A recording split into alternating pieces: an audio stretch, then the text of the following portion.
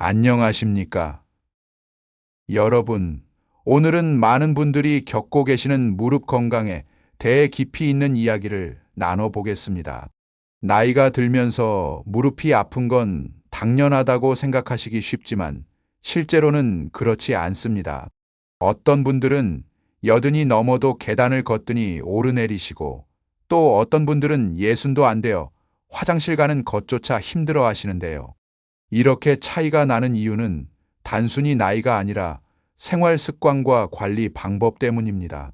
무릎이 아픈 가장 흔한 원인은 연골이 닳기 때문이라고 알려져 있습니다. 하지만 실제로 진료 현장에서 보면 더 중요한 원인이 있습니다. 이유는 바로 무릎을 받쳐주는 주변 근육이 약해지기 때문인데요. 근육이 제 역할을 하지 못하면 무게와 충격이 모두 연골에 집중되어 손상이 빨라집니다. 결국 나이가 아니라 근육이 약해지고 잘못된 습관이 쌓이면서 무릎이 망가지는 것입니다. 대표적인 습관 몇 가지가 있습니다. 첫 번째는 의자에 푹 주저앉는 습관입니다. 이유는 허벅지 근육을 거의 쓰지 않게 되기 때문인데요. 근육이 일을 하지 않으니 점점 약해지고 무릎은 더 큰 부담을 받습니다. 두 번째는 계단을 쿵쿵 내려가는 습관입니다. 이렇게 하면 체중의 3, 4배에 달하는 충격이 그대로 무릎에 가해집니다. 천천히 발 뒤꿈치부터 디디며 내려와야 충격을 줄일 수 있습니다. 세 번째는 쪼그려 앉는 습관입니다. 이유는 쪼그려 앉을 때 무릎 연골이 눌리기 때문인데요. 이 자세가 반복되면 연골은 빠르게 닳습니다. 대신 작은 의자를 활용하는 것이 좋습니다. 무릎을 오래 쓰려면 특별히 강화해야 할 근육이 있습니다. 바로 허벅지 안쪽 근육과 엉덩이 근육인데요. 이 두 근육이 무릎을 잡아주지 못하면 무릎 관절이 안쪽으로 꺾이며 손상이 진행됩니다.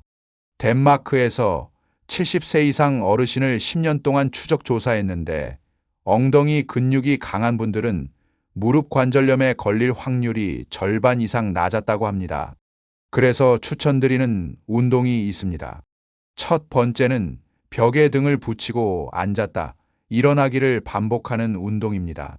이유는 허벅지 앞쪽과 안쪽 근육을 동시에 강화해 주기 때문입니다. 두 번째는 계단을 한 발씩 천천히 오르는 운동인데요. 엉덩이 근육을 단련하는데 효과적입니다. 세 번째는 누워서 다리를 곧게 펴고 천천히 들어 올리는 운동입니다. 허벅지 앞쪽 근육이 강해져 무릎을 안정적으로 지탱하게 됩니다. 운동만큼 중요한 게 음식입니다. 무릎은 우리가 먹는 음식으로 만들어지는데요. 많은 분들이 칼슘만 먹으면 된다고 생각하시지만 이유는 칼슘만으로는 연골을 만들 수 없기 때문입니다. 연골을 새롭게 만들려면 콜라겐, 비타민C, 오메가3가 반드시 함께 필요합니다. 좋은 음식 몇 가지를 소개해드리겠습니다. 뼈국물에는 천연 콜라겐이 풍부합니다. 연골을 만드는 원료가 되기 때문에 일주일에 두세 번은 드시면 좋습니다. 등 푸른 생선에는 오메가3가 들어있는데 이유는 염증을 줄여주기 때문입니다. 무릎 통증의 핵심 원인 중 하나가 바로 염증이거든요. 빨간색, 노란색 채소에는 비타민C가 많습니다. 이 성분이 있어야 콜라겐이 제대로 합성됩니다. 또한 족발, 돼지 껍데기, 닭발 같은 음식에는 젤라틴이 풍부한데요. 이 성분이 연골을 단단하게 만들어줍니다. 무릎 건강에 있어 신발은 절대 무시할 수 없습니다. 이유는 신발이 충격을 흡수하고 무릎의 균형을 잡아주기 때문인데요. 굽이 3cm만 높아져도 무릎에 가해지는 압력이 30% 증가합니다. 따라서 굽은 3cm 이하로 낮추고 뒤꿈치가 단단하게 발목을 잡아주는 신발을 신으셔야 합니다. 발가락이 자유롭게 움직일 정도로 앞부분이 여유 있는 것도 중요합니다. 무릎에 좋은 걷기 방법도 있습니다. 이유는 걷기 자체가 연골에 산소와 영양을 공급하는 최고의 방법이기 때문입니다. 올바른 방법으로 걸으면 무릎이 회복되지만 잘못 걸으면 무릎은 빠르게 망가집니다. 발 뒤꿈치부터 디디고 발바닥 전체로 체중을 받고 마지막에는 발가락으로 밀어내는 순서가 중요합니다. 보폭은 너무 크지도 작지도 않게 자신의 키에서 100을 뺀 정도가 적당합니다. 하루 생활 속 작은 습관도 큰 차이를 만듭니다. 아침에 일어나면 침대에서 무릎 구부렸다 펴기를 10번 해보세요.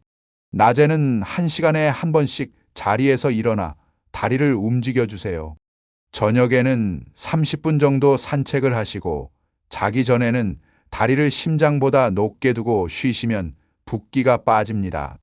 겨울철에는 반드시 무릎을 따뜻하게 해주셔야 하고요. 여러분, 무릎은 단순히 우리가 걸을 때 쓰는 관절이 아닙니다. 무릎은 가족과 함께 산책을 나가고 손주와 놀아주고 여행을 떠날 수 있게 해주는 삶의 자유 그 자체입니다. 그래서 무릎 건강을 지키는 일은 단순히 통증을 줄이는 게 아니라 여러분의 일상을 되찾고 인생의 활력을 되찾는 과정이라고 할 수 있습니다. 오늘 말씀드린 내용들을 떠올려 보세요. 앉는 습관 하나, 걷는 자세 하나, 신발을 바꾸는 작은 선택 하나가 사실은 여러분 무릎의 10년, 20년을 바꿀 수 있는 시작점이 됩니다. 음식도 마찬가지입니다. 매일 먹는 국 한 그릇, 생선 한 토막, 채소 한 접시가 단순한 식사가 아니라 무릎을 지탱하는 연골을 만들어주는 재료가 됩니다. 그리고 무엇보다 중요한 건 오늘부터 시작하는 것입니다. 내일부터 하지 뭐, 다음 달부터 해봐야지 하고 미루다 보면 어느새 기회는 멀어지고 무릎은 더 많이 상해버립니다.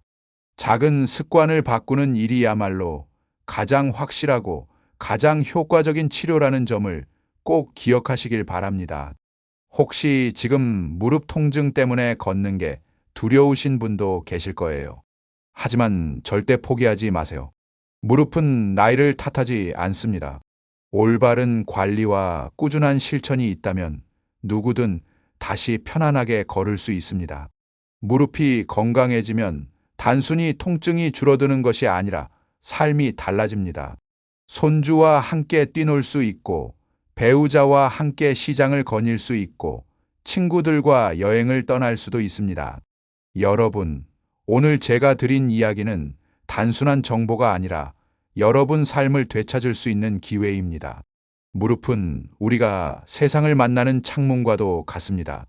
그 창문이 닫히면 세상이 좁아지고 열리면 세상이 넓어집니다. 지금 이 순간부터 여러분의 무릎 창문을 활짝 열어 두시길 바랍니다. 오늘부터 한 걸음씩 천천히 시작해 보세요. 작은 변화가 쌓이면 어느 날 걷더니 계단을 오르내리고 손주 손을 잡고 공원길을 걸을 수 있는 자신을 발견하게 되실 겁니다.